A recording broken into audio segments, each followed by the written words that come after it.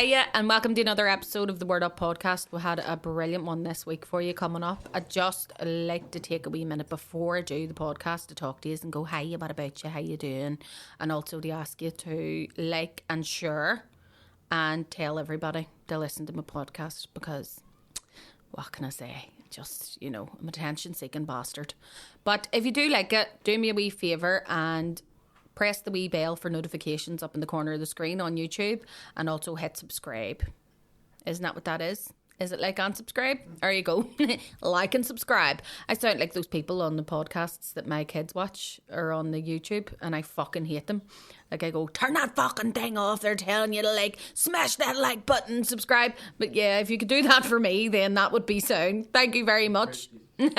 Praise Jesus. Tell your wee granny was asking about her. All right, thank you. Oh, that's cool. There was a real one. Sorry. Yeah, isn't it? You were about to do an introduction. Look, does it have the name of the podcast on it with our little masking tape strip? Look. Yeah. Look how state of the art that is. Yes. Fucking right. Sorry. I you know what? I just realised that you were doing that thing. You know where like there's the bit where you introduce the podcast and the guest is usually silent, and then I immediately went, oh, that thing just. Fucking Are you stood on it. ADHD as fuck as well? Can I just say though, nobody on this podcast has ever actually sat there silent, being waiting to be introduced. Oh, good. Like, Good. I've always had All to be like, melters. by the way, everyone, welcome to the Word Up podcast. Welcome to the next episode of the Word Up podcast with Bronagh, and I'm here with my good friend Luke Mcgibbon. Hello, hello. Or I still always think of George Firehorse describing your name as a Scottish man asking you to look at his monkey. Yeah. Look, Mcgibbon. Yeah. Yeah. And then as I go on stage, he always used to tickle my stomach like a little baby. Oh. And when I was younger, that worked. I was very ticklish. So I'd be doing little giggles. No. As an adult, I put my childish things behind me. Oh yeah, when he puts Bible childish quote. toys down. Yeah. Luke is a comedian, a very fucking funny one, by the way. So if you ever see him on, I'm going to ask you at the end if you have anything coming up that you want to plug. Oh shit! Right? Yeah. And but he also hosts Monday night at the Pavilion every Monday, and it is doing fabulously. I love it's like the home of Belfast comedy, though. That's the way I look at it. I mean, I know I'm not saying anywhere else. Fuck or ask them. But it's for me because it was where I started out. Do you know what I mean? Yeah. It's like I think of it as your wee home AA meeting. You know, the one that you're used to going to. Yeah. You know, you're like the pav, and it's doing brilliant, isn't it? It is. And do you know what? It was where I started as well. Like, because it used to be run by a couple other guys before me, and it burned each of them out year on year. Fuck those fucking fuckers. No, they were just being very human. Yeah. They're having to deal with comedians, you know, who are all melts, as you know yourself. Melters. And are us. Yeah, melters are them. Yeah. But like, yeah, so that was, and then they gave it to me, and then that was 10 years ago. 10 years ago. Now, you should get some September. sort of a fucking 10-year, like a watch. Do you get a gold watch? I should get a gold watch, get a wee gold microphone. And here you don't even have grey hairs. Yeah, oh no, I do. But do you know what I made? I'm wearing them gracefully. Like they're on the tips as well, so I'm gonna look like You we were go just to talking the, about you go to the frosted. hairdresser, don't you? No, actually, do you know what I don't? Get your wee tips At the done. I'll tell you where I do get my tips done. Yeah, Tips. I've got sir two does dicks. your tip. I've got 2 dicks, is what I'm trying to say. No, Sarah actually cuts my hair. You're Genuinely. a very happy man, actually. I imagine you yeah. could have 2 dicks. You know the way they say it's happy. A dog with 2 happy dicks. as a dog with 2 dicks. Do you know though? Don't they always do documentaries about dudes with 2 dicks because they can't keep quiet about it? Like, why would you keep quiet about it? But like, there's always a Channel 4 thing or something where they go, the man with 2 dicks, and they're Is that a real thing? Probably. What's I think that? it's definitely You happened. think of all the dicks that I've ran into over the years. Not You ran into them. Ran It's not into how you do just- it. It's not how you do it. dong. Headbutt. Yeah, I've never encountered someone with 2 dicks, but I think I would No, it's quite rare, I thoroughly think. enjoy that. Would you? Yeah. They never seem too happy about it. Like, I think I saw this one, there was a post on it on Reddit, because it's always Reddit, isn't it? It is. And he said he had 2 dicks, and he said, like, people said, do you come from both? And he's like, nah, one does the coming. Like, they both work. One comes to go, has the going. Yeah. That's it. How do we tell that? That's what he said. This one doesn't. This one's unrubbered. Right. So see if he's stroking one. Yeah. Does the other And then one the other come? one, he's a ventriloquist of a sort. A ventriloquist. There's women with two vaginas. Ventriloquist. I think we could do the rest of this podcast about trying to come up with I'm encouraging the barrel now. I'm encouraging the barrel scraping. Splinters in my fingers from fucking scraping the barrel. Splinters in your tips. Yeah, so I want to see a man with 2 dicks. Yeah, well, you know what? I was going to say that could be arranged as if I know a guy. He's the just pimp. go on Reddit. He's the double pimp. One of the only like deformities is like, you know, the child comes out with the 2 dicks and you're like, oh fucking payday. Yes. Yeah. Like, Payday. We're getting some fucking documentary money off this. Here, love, do you know the way we thought it was twins? You can put that Ormosis basket away, he's just packing another fucking winky. Happy days. There's girls with 2 vaginas as well, but it's like it's nowhere near as you know, you always get the raw deal women, don't That they? means they get double the disappointment. Do you know what I mean? You couldn't find it and have 2 of them. Well, usually it's one inside the other, I think. If the way I heard. Really? Yeah, and then one of them's real tight and sore, and then the other. So then, whenever you're having sex with them, you have to like, you know, like the Death Star. You know, when you're like trying to maneuver. yourself. Which one do you fancy? The night glove, you know? It's a forced look. That's brilliant. Use the force. You have to be very Very gentle good. with the force, I think, with them. Yeah. Oh my God. Talk about like, you know, she says no, shop shut tonight. And you Yeah. as well. We're fucking a good thing of a choice. You know what I mean? I'm gonna ring the other shop. Yeah. don't know Oh what that my is, but- God. They say comparison is the thief of joy, isn't it? How did we get on to 2 dicks? I don't know. Oh, I'm It's very either- happy. Is what you're The saying. guy with 2 dicks, Aye. when he measures his, like, when someone says, how big are you? Yeah, that's a good Is it question. cumulative? Yeah. You know what? What if you just gave 2 measurements and then they're like, what? They're like, It'd be even 6 worse and if he 3 and a went half. 6 inches. Yeah. do you know that's weird? I thought 6 and 3 as well. I do like one's probably going to be quite weird and short, surely. Yes. Because There's one's only going to so be in the much. dark. It's not getting as much sunlight. But here, mushrooms grow in the dark, don't they? Oh That's true, yeah, that's true. yeah, that's Yeah, yeah. true. I Stick say like a men are fungus. they say men are like mushrooms. You should always keep them in the dark and feed them shit. I say they're like gardens. You need to turn them over and give them a good digging every now and again. Mushroom, funnily enough, one of my favourite ways to refer to a tiny willy, a micro penis, is like mushroom dick or midget's thumb in a bush. Midget's thumb in a bush. That's yeah, great. That's you know, great. like just me. Look at me, in case you blue. Why you Deb. blue? I have blue fingers. I forgot that the pen that I haven't used in ages. The reason that I haven't used it is because it leaks on my hand. You're wagging Papa Smurf. I was about to say that. Fuck it. Oh, I was wanking Papa Smurf. You were getting ready for the episode. I didn't know we're which gonna be dick to talking do. about It was like, look at the way I Smurf handed. Oh, you were right. Yeah, that's a woman who knows. Yeah, it was like, yeah. That's it. Aye, well, yeah, they live under mushrooms, don't they? Is Yeah, that right? They're all that's mushroom true. dicks. Is that They're right? like intimidated, perpetually growing up in the shadow of what they can never be. You know, That's beautiful in a way. wasn't it? What a great way. That was a great way to say, your dick's tiny and it's blue. Blue waffle. Blue- So does that mean that I never saw blue Smurfettes waffle. all have blue waffle? Gosh, let's say yes. Let's say yes. Would the wrong thing to have be a pink waffle? You know what? I never saw blue waffle when I was younger. That was one I managed to avoid. I saw meat spin. I saw lemon party. I saw goatse. Oh, and I saw goatse. I don't know what either 3 of those Oh, are. serious? Right, okay. Buckle Take up, me through right? it. So, well, you know blue waffle, aye? Yes. So it's like what's known as a shock site. So you get a link to something that sounds innocuous, you click it, and then there's a picture of something fucking dreadful. Mm-hmm. If I remember rightly, blue waffle was an unhygienic vagina, I believe. I think it was worse than unhygienic. I think it was what you might call undead.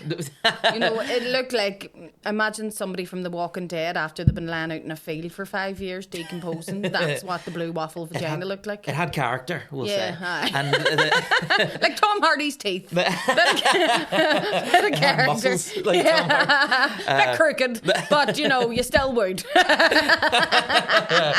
I'm getting taken off. I was about to say taken off the register. I'm at the therapist register, but after this, no, but sure, I'm not paying attention. Yeah. But they're too depressed to watch anything funny. so there was blue waffle. There was meat spin, which is nowadays quite tame. It was just somebody's dick just spinning in circles while you spin me right round. Played. Oh, helicopter. Yeah. I have seen that. Yeah. How could you forget? If I was a boy for the day, that's the first thing I would do. Just helicopter the shit out of my willy. And it was just to be like. But do you know what? What was the genius about Meat Spin was the song would get in your head, and then the image becomes attached to the song in your head. And so all day you're thinking of that spinning rhythmically, like perfectly in time with the music. You would think think it was spin me right round, baby, right round. Luke's sitting and working, licking his lips. Every time he hears that song on, it's like the dogs, Pavlov's dogs. He's just drooling. Yeah, I don't know why I'm hungry, but I am. Yeah. If anyone fancy a hot dog. And then after the blue waffle, I'm like, anyone fancy lasagna? Yeah. I punched lasagna. Here, never mind lasagna. We were talking about lasagna the other day. Were you? Yeah, it turns out that her name... Oh, actually, Lasagna, the lady. Yeah, yeah. Yeah, and there were so many people that contacted me after to say her name is... I'm not actually going to say her surname, but I do know her real surname now, and it's not far off what I said. It's an Irish one, like. But... yeah, and somebody was like, I've seen her birth certificate. She is actually called Lasagna. Wow, so in case anybody powerful. thinks I'm bullshitting, it's legit backed up by so many people. I mean, you could make it like an argument that there's depth to it in a way. You're saying like she's a woman with layers. Yeah. I was thinking, layers, donkey. Like a big onion. I wonder if she's a bit saucy. That's cheesy, isn't it? I nearly passed away when I heard her name. Sorry, I didn't even... See, you think I'm a comedian, but my head's so do you ever think, like, with a name like Lasagna, she sometimes feels cannelloni? Oh, mate, I can't keep it. That's powerful. I'm too much of an appreciator to contribute. Right? Yeah. There was somebody I knew, friend of a friend in university called Shiraz Engineer. Shiraz Engineer. Yeah. Stop it. Yeah. Which is a pairing for lasagna in a way, isn't it? We Shiraz. Yeah, we Shiraz. A pairing. Yeah. Imagine lasagna and Shiraz get out for something to eat. You're like, you didn't need to put your order in whenever you rang up to make your booking. Oh no, that's just their names, love. Yeah. You've given your job there instead of your second name. Yeah. Now, I think she had 3 names even, so I don't feel like I'm outing her. But then, lasagnas have 3 layers, so I mean, you need at least 3 to go along. I'm surprised she didn't contact you herself just to tell you her side of the story. I know, Lasagna. If you're out there, reach out. I would actually love to have you on the podcast. That would be fucking amazing. I bet she's got some stories. We can even get baked. I'm terrible. I'm only joking, but we can't get baked. Yeah, definitely. Do you want to hear the word of the week? Yeah. Oh, yeah. So that's the format. Yes, this is the format. So okay. We have a word every week, and I'm going to get you to say it, and I'm going to tell you what it means. Okay. I've got gum. Should I spit it out? No, you can. You don't have to spit. Okay. You can swallow. You. Okay. So I was actually in a spelling bee when I was a kid. Were you? I fucking was, man. I was in. Look, are you a Protestant? No, I just sound like one. I just sound and look like one. I mean, from East Belfast. I'm from Tully. I tell you, I'm from Tullycarna. It was just that you said you had like an educational thing in school that I didn't ever have and would have loved to. No, so that's why I asked. I would sound like this even if I was working class. That's just I've got a weird tongue. You're really nice. Is Thank you. that why Sarah's with you? She's like, he's got a weird. He's got a weird tongue. I mean to do weird cunnilingus.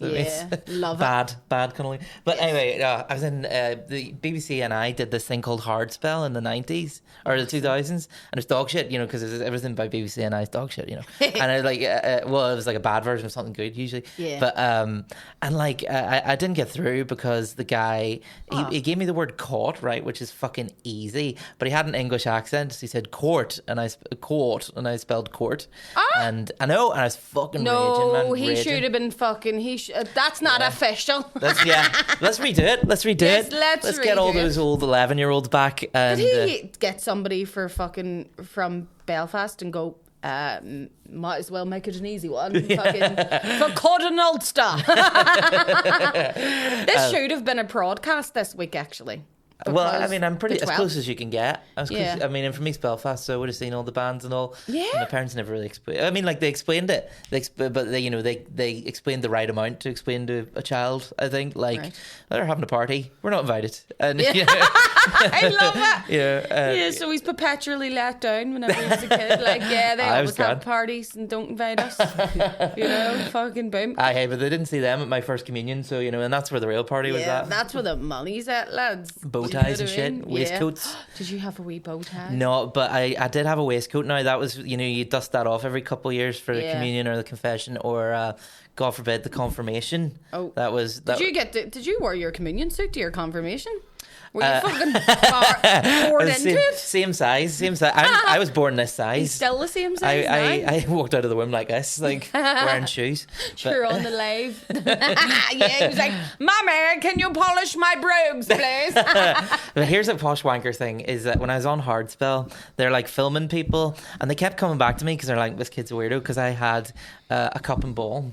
Genuinely, I had like one of them those really Victorian toys that I bought in a gift shop at a haunted house that I went to. That sounds interesting. It was well, there was no ghosts, so it was pretty shit. But I got a fucking cup How and do you know ball. there was no ghost or maybe? That's true. Maybe I was blind to the spirit. Maybe I didn't have the gift. The gift of the sight. Yeah, you just can't see. I haven't said your word, but it just made me think of Hardspell, and I was like, yeah, you got to mention the cup and ball. Get that out in the open. So you had a wee cup and ball whenever you were going on this bill. Yeah. Like, that's why they fucking Yeah. gave you cod. Yeah. They were like, this Yeah. child brought his own fucking antiquated toy. Yeah. Give him an easy one. He's only out for a day. Yeah, Do you know what yeah, I he's mean? just out of the basement. Yeah, Yeah. yeah. In his communion suit. as well. Hello, son. Can you say cod? I love berries and cream, father. Yeah. Would you like a gooseberry and cinnamon yogurt? We done a spelling bee in my primary school, but I went to the Irish school, All right. so we were all You could just say the fucking alphabet and you'd have got something. Like, Did they we do were all fathers? shaded English, but it was an English spelling bee. So the words you got were like bread. It was like, yeah. and I read Harry Potter when I was younger, so I was sweeping up. I was You're like Lionel elite level. Messi of the Irish school. Yeah, you're like Spelling you're only bee. after spelling out expecto patronum and the went, but the word is good. Running rings around those wee fuckers. Yes, Yeah. fucking right. Our school played us Harry Potter on audiobook with Stephen Fry and everything, which makes it sound dead posh, but it's also just like they couldn't afford a TV, so there's Yeah. cassettes. You just got. Oh my God, was it cassette? I was 1991 I was born, so it was, Were you? Oh yeah, that's when Curtis was born. You're Is the it not? 1990s baby. I seen it all, man. Yeah. 9/11. I was live and 87. kicking the lot. 97. 87. Oh, 87, right? I was going to say 87, I wish. Well, you never know. Last I'm time I also seen terrible at this. 97 was on a fucking busking down the road. Never mind. The word. The word, yes, the word. Right enough. I'm going to guess it is infelicitous, Yes. which I think means you don't like to felicit. Yeah. And I'm assuming felicit means to trick. Right. It does sound like it would mean trick. Yeah. Or is it kind of like inflammable where it actually means flammable? Do you know that I get what you mean? Because Yeah. in is usually the prefix of not. So it's like, ancient, yeah. like not. But felicitous is usually whenever something is appropriate or well timed. Oh, Right? okay. Oh, yeah. So infelicitous is when something is inappropriate. It's usually of a behavior or a comment. And it's used as a describing word. So whenever you say something inappropriate or ill-timed. Okay. So, for example, it would be infelicitous to complain about the tax on your mansion while you're volunteering at a homeless shelter. Right, yeah. Do you know what I mean? Yeah. And I just thought it was a great word because it made me think of the fact that my ma always said I have foot. Do you remember whenever foot and mouth was? Foot and mouth, yeah. My ma was like, you have foot in mouth. Because I always sort of say the fucking wrong thing to people. I would turn around to somebody in a wheelchair and go, fuck's sake, you wouldn't want to go in there. There's no room to stand. Do you know what I mean? Yeah, I would stand say up. the Yeah. worst. I've decided that I was actually going to do this for new material. But fuck it, I'll just say it on the podcast. Go for it. I have You to do stop telling people there's nothing worse. Right? Oh, yeah. Because I think it was actually me and you were having a conversation on the way into the pavilion before, and I think that's what sparked it. You said something. say I went, I couldn't find anywhere to park. It was something like this, because I have a weird memory this way, look. And you went, there's nothing worse. Yeah. And I was like, no, sure, there's nothing worse. And it made me think, like, I say that way too much to people. Yeah. Like, I would turn around to somebody in the middle of chemotherapy and go, fuck, I have a toothache, there's nothing worse. Yeah, yeah. Do you know what I mean? Yeah, yeah. You're saying to like Viktor Frankl, like, you know, like people surviving the Holocaust, you're like, this parking, there's nothing worse. Yeah, like that's the kind of thing, like, and saying the wrong thing. Do you ever just have those moments where you say something to somebody and you just want the ground to swallow you? Like with me, normally it isn't even, I won't even realise at the time. It'll be 4 o'clock 2 days later in the morning. Yeah. I'll wake up and go, I shouldn't have said that to them. Yeah. I shouldn't have told them and I want to kill myself when their dad's just killed himself. Do you know what I mean? Oh, sure, like, sure. You know, whenever you say shit like that, or somebody's dad's just died and you go, fucking, I did work experience in my primary school. So I was like in sixth form and I went back to my primary school to do work experience, and I was in the staff room, and like, you know, the staff had their own cliques and I wasn't really that interested in trying to like make best mates with everyone just for the week, because I was like, I know what it's like. Yous are like 38 or whatever, and I'm a child. Like you do, I'm not gonna make myself company for you. You know, because you've got your own shit going on. So I just mostly just sat in the lunchroom with these teachers, just being quite quiet usually, you know. And then like one day they were talking about First Communion, right, Catholic school, and I was like, I think it's a bit too extravagant these days, and silence across the room. And I'm like, why is this a weird position to go, like, you shouldn't be getting faked hand done in your 7-year-old or whatever. What do you do when you get First Communion? Like 7? 8 now. They've is put it 8? Up a year. Yeah. Ooh, mama. Yeah. Apparently, yeah. And there's people like them a bit older. There's people like getting limousines and shit. Yeah. Like, yeah, there's horse people, and carriage, you know. Horse and carriage, fuck me. Yeah. What is that like whenever you get your First Communion, turns back into a pumpkin? I like a wee wafer on your tongue, you're going, what the fuck is this? I actually was looking at the notes, funnily enough, in my phone. And do you ever see when you're looking at your phone, because obviously comedians must have the most fucked up notes section. Oh yeah, God. Like somebody, if I ever die, just publish my notes and that'll be my like, you know, magnum opus. But I just caught a glance at one the other day and I reminded myself to look at it again, because it said something to do with, why can the body of Christ not be delicious? Right? And I was thinking about the First Communion whenever you're all standing outside puking your guts up after eating. I used to think it was a milky button.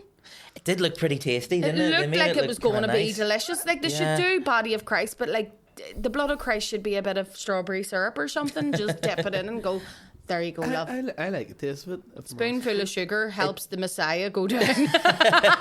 It always surprised me as a kid how much it tasted like bread as well, because I was like, it looks like a crisp, and then it really is.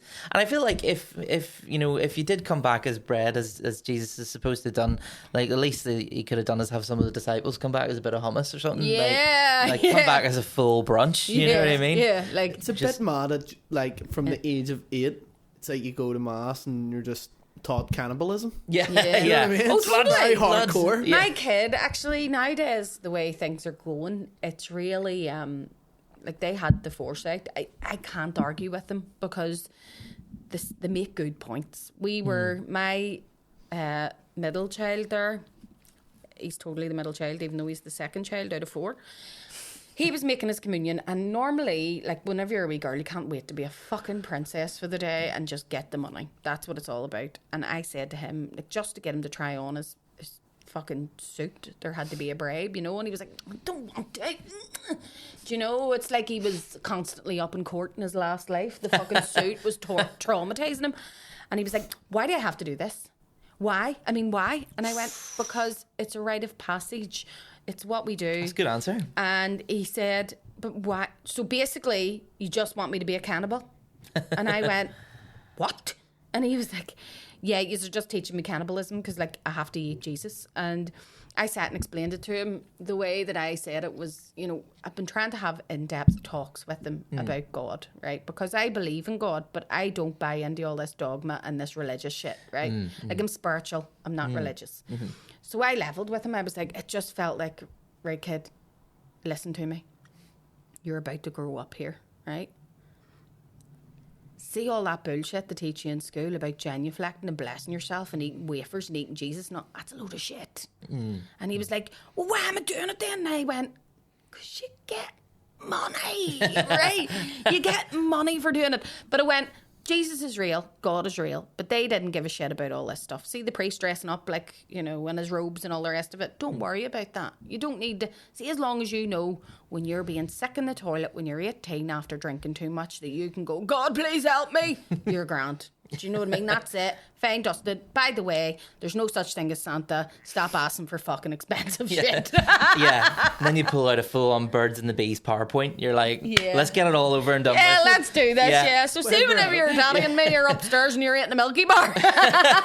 A Milky Bar? Oh, wait, hey. How long does it take to eat a Milky Bar? Well, I don't know. I give him a 5-pack. That's smart, man. Hope for That's the best. smart. My kids all know there's something going on whenever they're told, just go into the fridge and get whatever you want. It's fine. You know? They're like, why do we always get chocolate whenever the floorboards are squeaking upstairs? It's fucking great. They're going to be sitting one day as an adult eating the fucking family size Galaxy going, spit it out. Yeah. Why do I feel really unclean right now? Like something bad's happening. Yeah. Why do we always get sent to Keeving's house every time Mummy's get the bath? How come every time I get a fun-sized bag of dairy milk, I have a baby brother in 9 months? Yeah, yes. Oh my God, yeah, it's so true. That's why we called him Milky. 'Cause that's what Mummy was saying, wasn't it? Oh no, please stop it. I have 4 kids. I can't afford anymore. I'll hear. Do they listen? What are you? No, they don't. They better not. They don't fucking listen to me any other time. I wouldn't like them to listen whenever I've told them not to. We were talking about this before, just before recording, where we were saying like about how like teenagers probably have podcasts now, listen to each other's podcasts. Yeah. How like what do they even talk about as well? It'd be grim, wouldn't it? Yeah, their spots and like, you know, who picked on them on WhatsApp. Yeah, and I know I said last time that Rachel was the one, but this time Shanice is the one. Oh We're gonna get my married God. next week. I'm bleeding for her. Yeah, I'm bleeding. Yeah, he's Yeah. like, and into the bargain, I also think that I need to stop cutting myself. Terrible. Like Pretty interesting, found. but I would listen to that in fairness. Do you know something? I might actually bring in one of my diaries from my teenage years because I found, and if you could find all of them, it would be gold. But I found one where I actually just read it and went, "Oh my God, I was a wee knob." But you know, whenever you really think that all of your problems in the world are related to your parents, which is true, but for the wrong reasons in your teens, you're like, they just don't get me. Like, they don't understand. I just want to hang out with my friends and they're not letting me go to the laser disco on Friday. Do you know what I mean? Like, I fucking hate them. Yeah, that's true. Because you think it's like, I think when you hate your parents as a teen, it's all about control. Yeah. When really you should be hating your parents for the weird behaviours they modelled for you. Yeah. By accident, you know. Like, you know, it's not about the fact that you know, I think that men hitting women's normal. It's the fact that my daddy never actually got me that My Little Pony that I wanted. Do you know what I mean? That was dark. That was. Yeah. Do you know what though? I do think we're a little too quick sometimes to dismiss teenage feelings because like teenagers are the only people who can go to you like, "Oh, I'm in love," and you go, "No, you're not." Yeah. Like, fuck up. Yeah, Like, like fuck away. My brother's with his partner, my sister-in-law, from they were about 14. wow. When did you start taking it seriously? When did you go, "Oh, I actually must love her"? When she get pregnant. When she was 15. So what you're saying is your brother's a legend?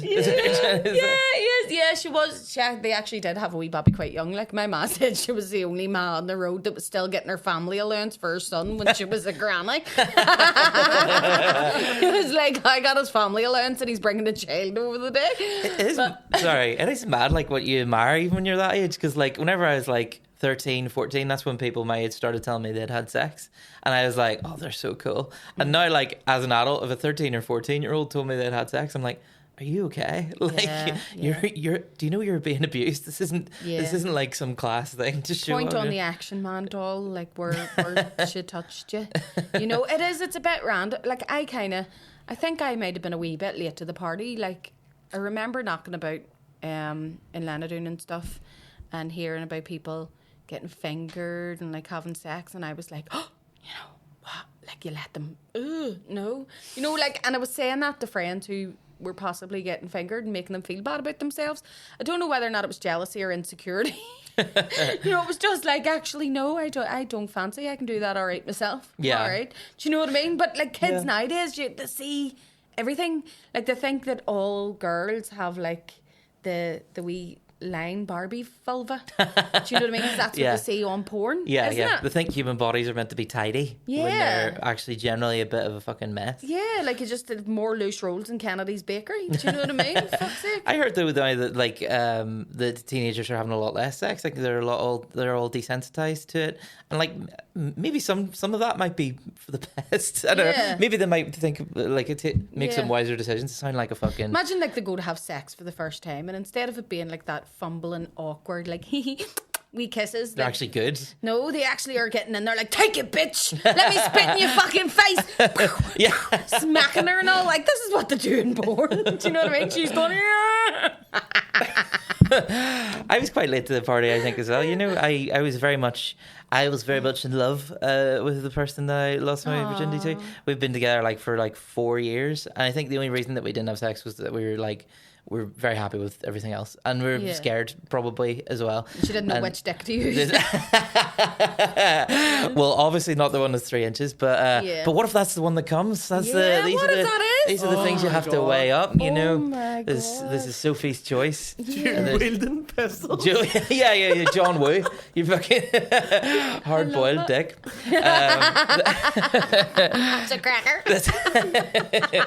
But I know, because I feel like, right, if you're losing your virginity to someone you love, the point of that is like, because so many people have really sad virginity losing stories or angry virginity losing stories. Like what? Well, like, no, I mean, usually they'll go, oh, it was to a dickhead, you know, or this person was a dickhead or whatever. Well, I'd like to think so. That's usually the way it works, isn't it? To a fist head. Let me see. But I think the point is that, you know, maybe you should try and make the memory nice, and yet we still did it under a table. So it's still not. Oh yeah, under a table, did you? Fold out bed. You see. That's kind of romantic. She had a single bed and her parents were out of town, and she didn't want to do it in her parents' bed, but she had a fold out bed, but the bed went under the table, and maybe it's because whenever her parents were away for the weekend, they said, "No, I'm just letting you know, sex is off the table," and you went, literally under the table. It is then. It's funny you should say that about hating the person that you lost your virginity to, because I actually can't stand really the person that I lost my virginity to. Like, he gives me the ick.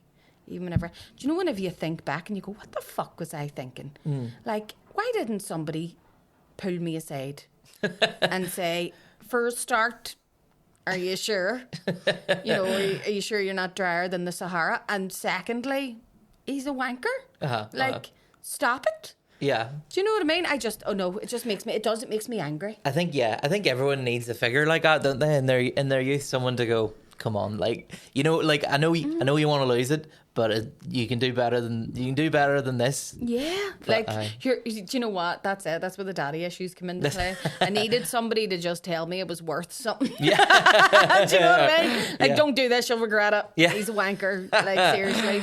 Yeah. Like, and do you know something? I never felt that way toward him until recently. And this is weird, like, because It just turned all of a sudden. It was the past few years. I think as I've come into myself as a woman and, you know, as a person, and I've grown, and I think now that, like, I've such clarity of mind, even though I'm fucking mental, but I think whenever I stop drinking and, you know, you start to see your own self-worth and you look back at your life and you're doing a wee bit of, you just look back and go, I would love to go back to myself. Like, imagine you could just blink your eyes and go back into your old body. Yeah. From whenever you were like 16, 17. Aye. I would just headbutt the cunt. Like, you know, where you just go, I would love to open my eyes and go, see, fucking you better leave this wee girl alone, because I'm gonna fucking knock your butt. I tell you what, like, I deserved a headbutt in my day. Yeah. Like, I you know, that's really funny. Imagine being him as well, and he's like, it's gonna happen tonight. This is the night. It's gonna happen, and then, like, you know, you get closer, and then just fucking nut him in the face. Come here. Fuck that, you cunt. Yeah. Somebody got nutted, and it wasn't me.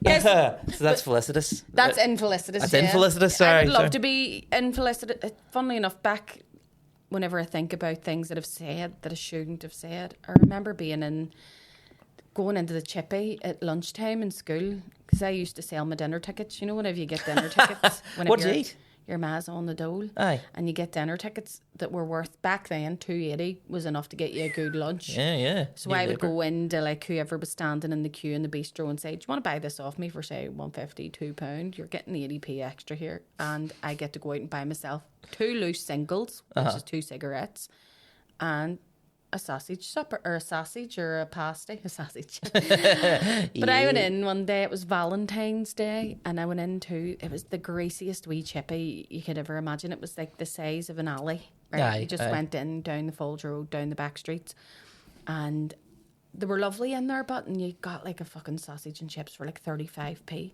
and it was Valentine's Day, and Is it still going? I think it is closed because it got like 0 stars. Okay, yeah, in get the rid of hygiene. Yeah. But there was a man that worked in it, and I swore he called him Eddie, right?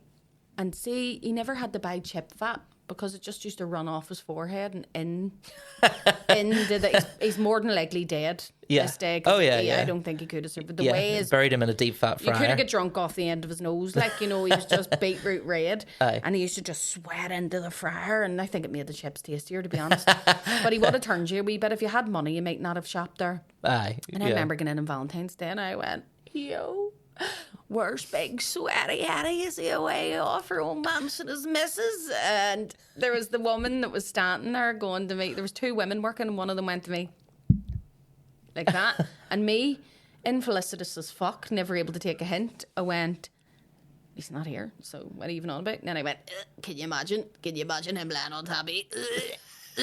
I was going, Yeah. as if he has a woman desperate, and she was going like that. And the woman behind her just went, you know, Eddie's my husband. Oh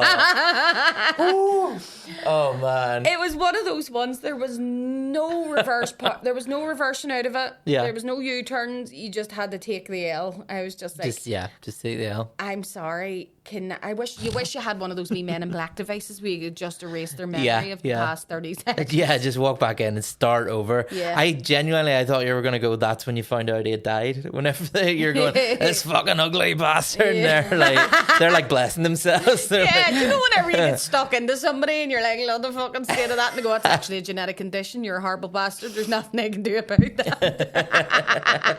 Like, it's only ever unacceptable to it's always unacceptable to call somebody ugly. Aye. But, like, if it's genetic and you can't do anything about it. Do you know my friend turned around to me in all seriousness last week and said, what? and I mean 100%, we were talking about somebody that we ran into at a concert. We were at Lizzo, right? Oh, yeah. And I just took a DNA test. Turns out I'm not my dad's. But I was talking to this girl, and my friend said to me, oh, she's fucking so rude, isn't she, you know? And I went, well, she's not the most friendly person, you know, but that's why I didn't stay chatting long. And she went, but seriously, she's fucking ugly too, isn't she? Just to get the knife in. Yeah. Now, this person wasn't what you might call aesthetically blessed, but neither am I, so I say nothing, you know.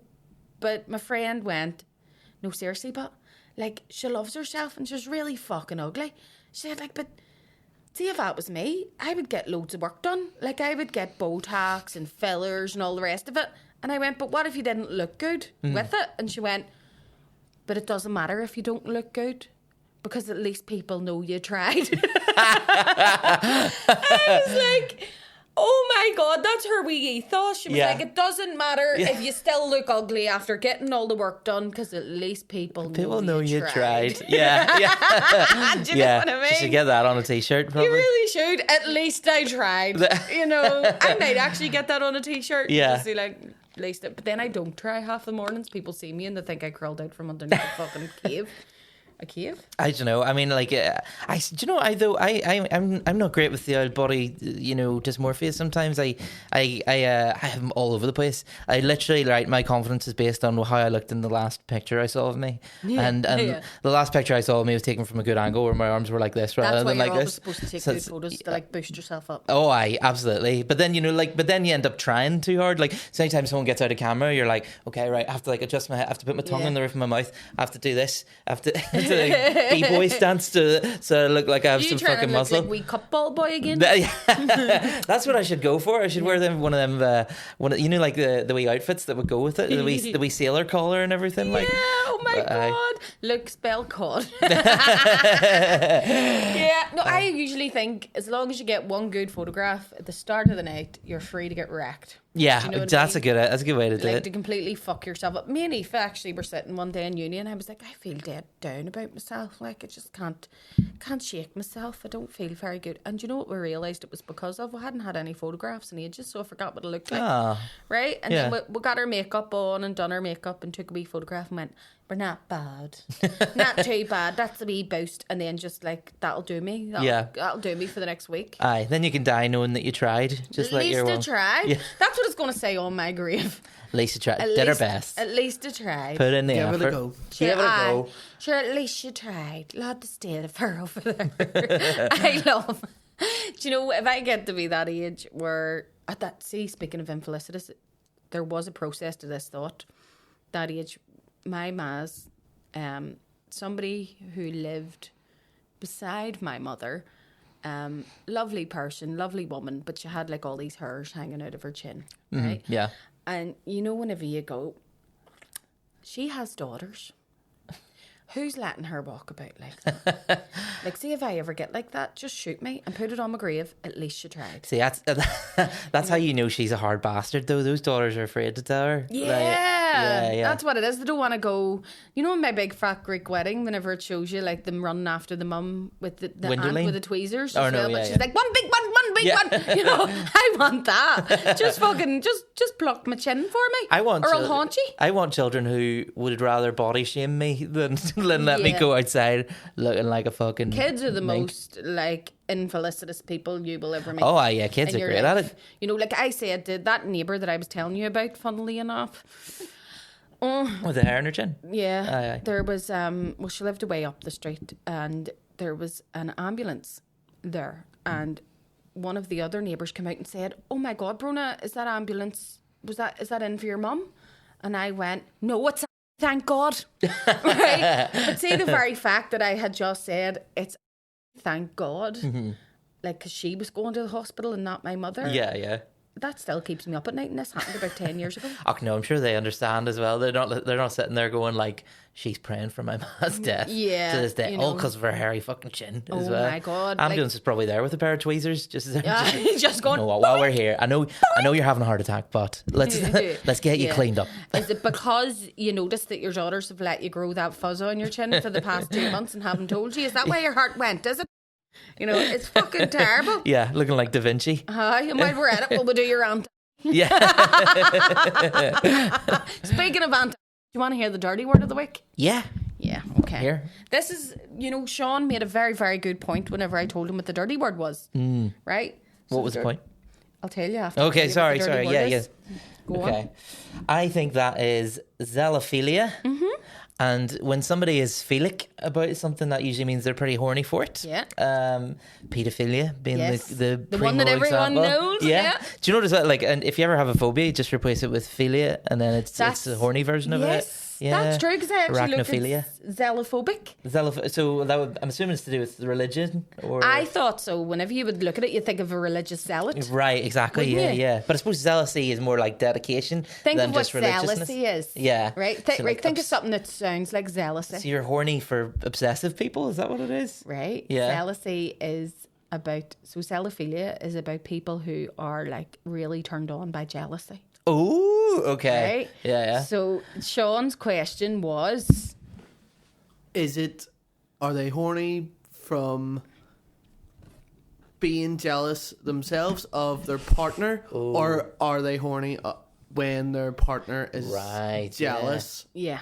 Well, do you know what? Like people like that, people like that. These people here, These them fucking ones here, people. these zelophiles. Aye. They usually have their own subculture, don't they? And if they've got their own subculture, they probably have their own word for like one and the other. They're probably Yeah, like the yeah, cocks. I'm And the bulls. Yeah, I heard about this as well. Yeah, That's what, yeah. the zealous, because I was thinking, and it turns out the answer, by the way, is that it can be either. It can be somebody who's turned on by making their partner jealous or turned on by being jealous. And like whenever you think of the whole culture of like cocks and bulls, which is people who are, I wouldn't say swingers necessarily, that'd be a different thing.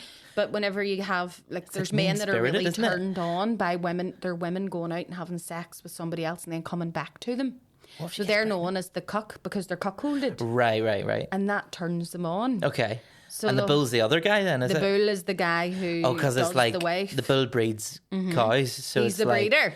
right? Oh god, okay. But like, what if he gets your wife pregnant? Well, some cucks are into that. You Oh know? man, imagine if you're you're Every time born you see because that of the fetish. child, it's given a fucking bag of milky buttons and they're way on up the stairs and the child's left on its own. It's like Yeah. every time I think of you, I remember that you're Mazur. Do you know what I mean? Yeah. But I suppose I was saying that there is an element of that. Now, I don't know if this is just me, so okay, feel free to shame me. But there is something, I suppose I can be a bit cellophilic. Cellophilic? Cellophilic. Philic. Whenever, you know that notion that like when you think someone else is attracted to your partner. Yeah. And it's not that I would get aroused because I'm jealous, but you kind of do have an objective person saying they're really good looking, and then you look and go, they are really good looking. Yeah, sometimes you need reminding, I think, you know. Yeah. But I think it's not even just jealousy. It's also like seeing your partner doing something they're good at, I think. Yes. As well. Oh my God. Do you know what I mean? Yes, like Curtis, who's listening now, he'll definitely be listening, the little fucking bugger. I love Curtis. He loves you. Yeah. He can't wait to hear about today. Sometimes whenever I give him a big hug and he picks me up in his arms. Yeah, like a wee baby. Yeah, He fucking, But you know what? I'm 15 stone, Curtis. He's Hench. he's surprisingly strong. Yeah. But he was saying, like, you know, about whenever I go and I do something well, you know, that's like a turn on. But I honestly, feminists would cringe off when they hear me saying this. But see, watching a man with a fucking drill in his hand, with a Bosch. Yeah. Bish bash bosh, get some of that. Like, see, you can fucking Black and Decker me. Black and Decker. You'll do exactly what he says on the tin. Yes. See, whenever like he's standing, he's drilling something into the wall, I'm just like, Jesus. Put that down, come over here. Get one of them out, I don't care which one it is Up today. the patriarchy. Yeah.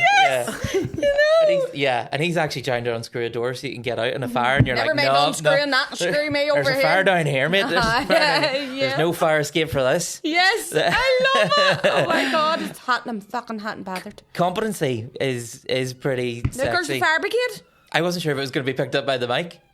Oh yeah, it'll be picked up. Good mix.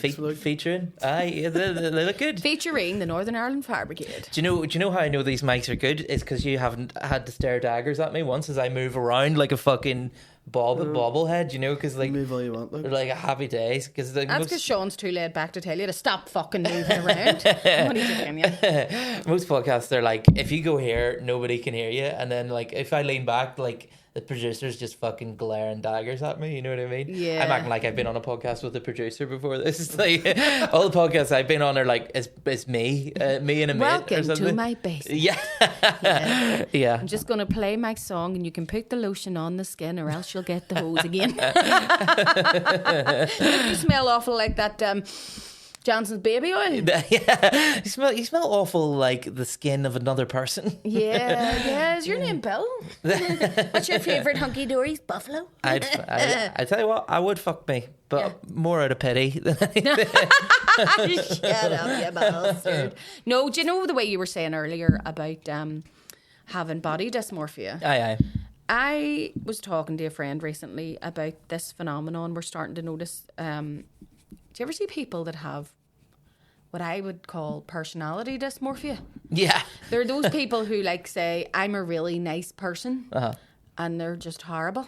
And Oh, you're yeah. going, you know, they're convinced that they have a different personality from the one that they have. Yes. Do you know what I mean? They're Yeah, like, yeah. I'm fucking up. See anybody that constantly says, like, I'm a really nice person. And they tell you immediately, like they tell you, like the minute you meet them, they're like it's like their personality has terms and conditions that you have to agree to before you even chat. Yes. Where they're like, the thing you need to know about me is I'm actually very funny and very kind and very strong. Oh, I love it. I'm sure you see a lot of personality dysmorphia at the pavilion every week. Yeah. Yeah, It's like, I'm hilarious. And the kid will be like, no, you're not. absolutely. That's its whole thing. I wrote an article for Chortle a bunch of years ago about people who are bad at open mics, and like in a nice way. But like, there's this book I'm obsessed with. I read it a couple of years ago. They made a film about it with Peter Dinklage. It's shit. What's it called? It's called State of Mind. The film's called, but the book's called The Three Christs of Ypsilanti, which is a much better title. And it's about this mental hospital where this guy, right, as an experiment, he got 3 different guys who all thought they were Jesus Christ, made them live together, and was like, "Oh, this will do it. This will cure them," because they're constantly being challenged, and it made them all worse. Oh and my ended God! really badly. What a well timed, actually. Oh my God! But I want to read that. I will It's read good. that. It's good. I'll lend it to you. It's Will good. you? It's good. But yeah, don't watch the film. It's dog shit. But I'll like, probably download it on Kindle even because I'm so impatient. I want to read it aye, tonight. it's great. And like, yeah, and it sort of makes me think as well. Like, because when you see someone who's like shit at Britain's Got Talent or the X Factor or something, you're like, who's not telling them? Who's not being felicitous to them? Like, Yeah. you were saying like whenever you're a teenager, you wanted somebody to go, don't go that one. And the truth is, if you had somebody like that, you probably wouldn't have listened to them. Yeah. In the same way that like, if I see an open micer who's dog shit, they're not really going to benefit from me going, that was shit. Yeah. Like, I think I have to be like, I can be honest, but I can also be kind at the same time. I think that's me going. I'm a very kind, strong, like But you very are, powerful do you person. know, if anybody, like anyone who doesn't know you won't know, actually they probably will because I constantly tell people, that you are probably the most fucking sound, I want to say Paddy person in McGahey. comedy. Paddy just McGahey. person I've ever met. Oh, Like he's just so sound. Aye. Like, and you have the temperament for it. I shouldn't be agreeing with you because I'm undermining it. If I'm going, yeah, actually, I'm very nice. I'm really sound. I'm very kind. Who's Paddy McGahey? Have you not met Paddy McGahey? I don't think so. Oh, brilliant comedian from Ballymena, but he's like an underground king. He's like, because he doesn't really use the internet very much, Right. and he's not super tech literate. So we can say whatever the fuck we want about him. But genuinely one of the funniest people in the north, and like he needs to be everywhere in my opinion. But Yeah. but like literally he told me that sometimes he has, like when he's writing down bits, he has a mate use their computer and he dictates it to them, and he knows it's good if they smile while he's suggesting it. Oh, But really? he runs the comedy club in the Braid Theatre in Ballymena. You should definitely get on to him about it 'cause it's a great club. Oh, well. But he's known as being like one of the nicest The guys. nicest people. Yeah, absolutely. When I was on stage before, funnily enough, and I just happened to like say, you know, how I think I'm really, I don't know why it was, I just ended up going off on a tangent, but I went like, you know, I always thought, speaking to my friend, you know, I said to her, why don't you do comedy? And she said to me, well, like my granny always told me I should do comedy because I'm really, really funny, and she also said I should go into modelling because I'm gorgeous, like you know the way I am, really good looking, Bronagh, and you know I'm really intelligent. So I mean I do well in school, and I'm fucking, you know, I can sing. You want to hear me singing? I'm brilliant, but I just didn't have the confidence to do the comedy. You know, just didn't have. I was just wrecked with this poor self image I have of myself. I used to really like be fascinated by those people whenever I was younger because it might come off as confidence, the thing that I have, but it's not. What would I say? Self-esteem. Yeah. Do you know what I mean? Sure. What's the one I don't have? Self-esteem. That's the one. But the Three Christ thing, the moral of the thing that I took from it was that like if someone's a bit delusional, if you just challenge them, it just makes them go deeper. So like if someone's like, I fucking killed, and they've been playing to silence, like. Yeah. If I say to him, that wasn't, you didn't kill, you did terrible, like he'll just go, he doesn't understand me, he doesn't appreciate me, I'm gonna become a comedy titan to prove him wrong. And it's like, no, you need to stop. So whereas you uncultured swine. He just doesn't get me. I think now I give him a video and I give him extremely detailed feedback, like moment for moment, and like I do this for like if you're one of the people I do this for, it doesn't mean I think you're shit, because I do it with loads of good people as well. But I you know, because it's sort of trying to increase their ability to have insight. I think that's the difference between anyone, because like you can be shit at stand-up comedy at the start. I know people who think otherwise, but like load of people have really shit first gigs. Some people have shit first years and then like become amazing. You know, some people take a while to find their voice, or there's some folks who are like good for 6 months, bad for 6 months, and then like over and over for years, and then they figure it out. But you can be shit at comedy for ages, but I'll still hold out hope for you if you have the ability to be aware of how something went. Yeah. Like, because then that means, well, you're going to do something different next time probably, or you'll work on that. Or I'll leave that bit out. That didn't go down too well. I love whenever, now don't get me wrong, I know we can judge an audience because you do get quieter audiences than others. Yeah. But there have been times where, like, you know, whenever like you've been on, well, this has happened to me, and like you loved it. Like the audience were brilliant, and you go, I remember there was one time I came off and I had just came in time, and you know, the break, and then did my bit, and I came out the back and I went, that was fucking brilliant. They're class, aren't they? They were here for it tonight. And there was this girl sitting there and she went, do you think so? Fuck's sake. Like, no, I thought they were fucking dicks. And I was like, you just must not have been funny then. But it's like the thing, it's the most awkward career to have, because you're constantly sort of teetering on this. You could be on top of the world 1 minute and something could fly in one venue, 100%. and then the next venue you'll get like I think it's so illuminating for people, because like most people, I don't know if it's still true, but there was like a survey done a million years ago, like before comedy exploded here, where it was like the average person in Northern Ireland goes to like, I think 1.5 comedy gigs a year, and that's including like arena shows, Ulster Hall shows and all that. So like people wouldn't go to that much comedy, whereas like if you see somebody go to 2 like normal comedy gigs and they see the same act twice, like it is such an eye-opener for people, because like the first gig I saw, there was some guy died in his hole, and then I saw him at the next gig kill with the same material, and I was like, what? Like I don't I think like whenever you see them die, you're like, why are you gigging again? Whenever you're that shit, you're going to be that shit forever, you know. And it's like, that is just not how it works. I know. It's like whenever I started, I used to actually write a new set every single time. Yes, I remember that as well, yeah. You know, and which now is not a bad habit. I've went the other way around. I just fucking do the same shit. No, the start of my set always changes. Like, you sort of throw in old classics whenever you go. I've never done this venue before. They've never seen me. Yeah, you got to win them over. And I'm lazy. Yeah. You know, because it was you that I needed to seek, like, validation. I was like, look, is it okay if I use the same stuff again? Yeah. You were like, a lot of people ask that. It's a good question, I think. Just fucking, if it works, do it. I remember saying to Ross Mitchell, I was like, do you know something? I'm boring myself. Yeah. I'm not going to do this material anymore. I'm fed up with it. And he just looked at me square in the eye. Well, actually, he didn't. Because he has a wee bit He of has autism. Asperger's. Yeah, he's got autism. He's got the tism. The tizzies. He didn't look at me in the eye. He looked away. He said to me, but Bronagh, don't be silly.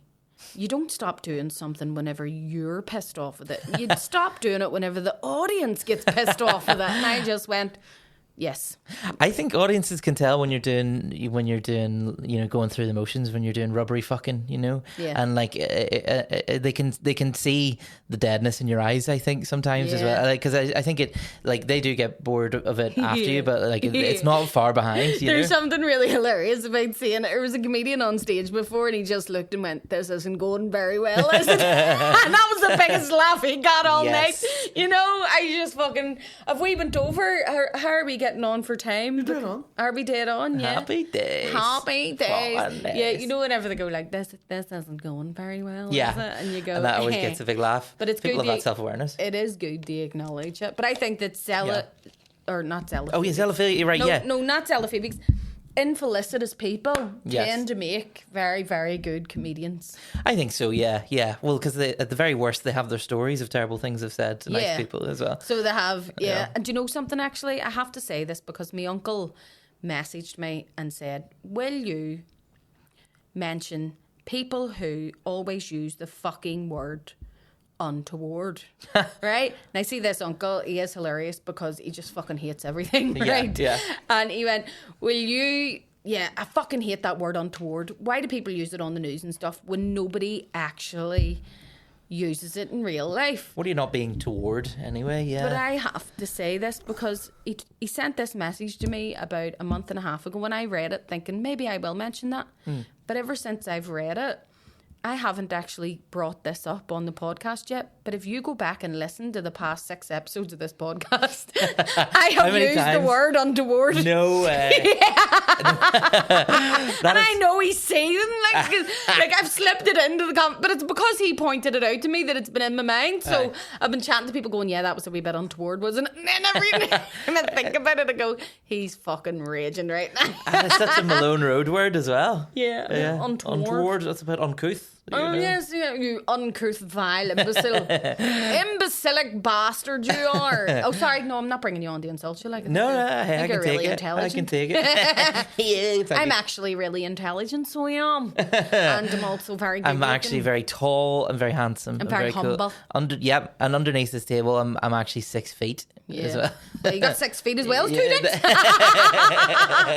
Listen, thank you very, very much. No, it was a pleasure. Like, it was a pleasure. Absolutely brilliant. Like, the time has just flown in. Yeah. On this one. I'm reaching there's not more time. Are you doing anything? We'll do some more time. Do you know what? Well, we can actually record after. I'm thinking of starting up a Patreon. Yeah, I think you should. So hit me up if you'd be interested in giving us a few quid to listen to me talk some more shit with my fantastic guests. Aye.